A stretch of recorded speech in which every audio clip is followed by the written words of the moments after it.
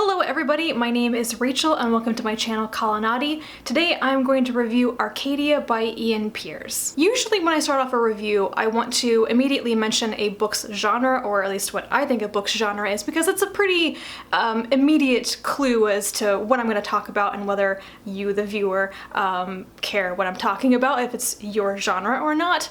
I'm not sure that I want to do that this time. I'm not sure that I want to make a guess as to this book's genre and then pigeonhole it as that.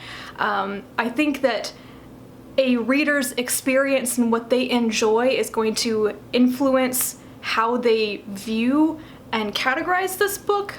As primarily a reader of science fiction, I immediately picked out the science fictional elements in Arcadia, but I also think it has a lot of literary fiction in it, many literary references to things like Shakespeare's plays, and I think that fantasy lovers or people who really quibble about what makes science fiction science-y might call this fantasy instead. So, just so you know that my perspective, I think this book deserves to be called science fiction. So with that weird genre preamble out of the way, let's actually talk about this book and what it's about. Arcadia is a complex book, and I think most reviews immediately acknowledge that summarizing everything that happens in this book is impossible because it is intentionally large enough, sprawling enough, and interweaving enough that Pears conceived this book as not actually a book, but like an interactive digital experience, and he was writing it as an app. There is an accompanying app to this book that lets you explore the timelines and characters and do more stuff with like alternative endings. I haven't looked at the app, I am not inclined to at this point, but it is a book that Pears has said he wrote basically knowing that it would exceed the ability of your standard book to convey, if that makes sense.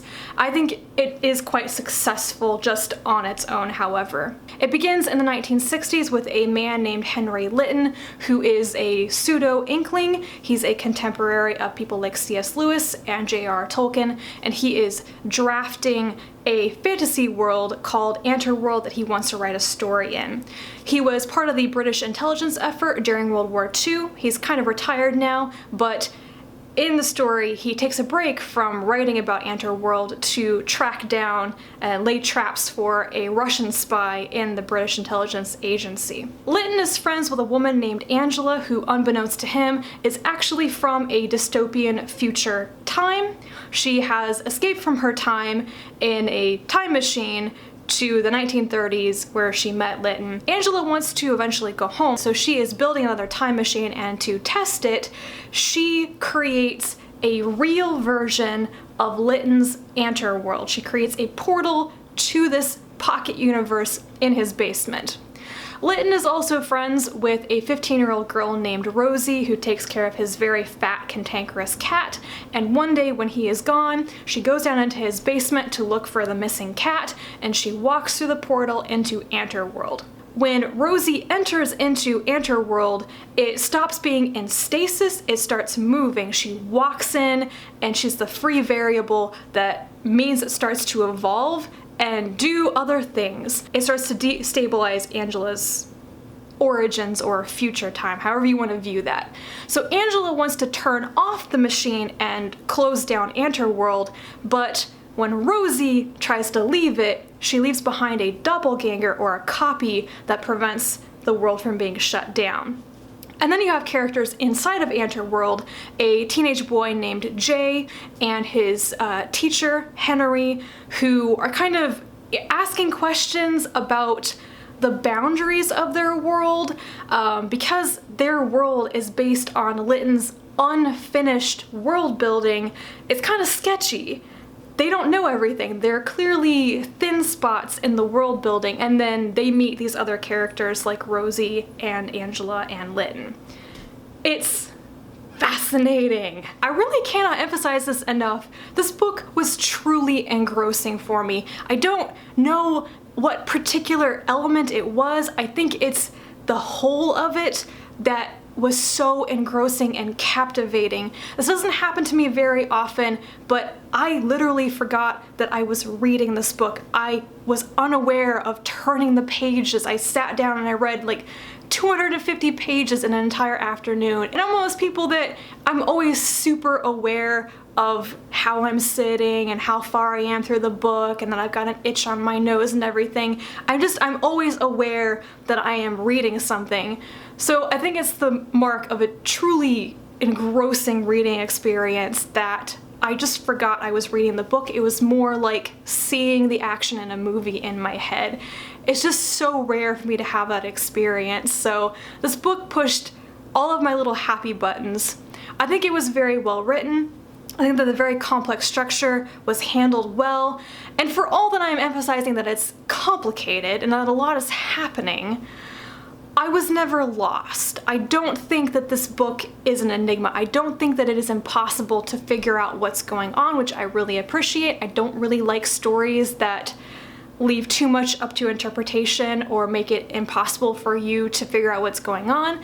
It was just the perfect amount of confusion and just enough clues. My brain was constantly in motion trying to figure out how everything connected.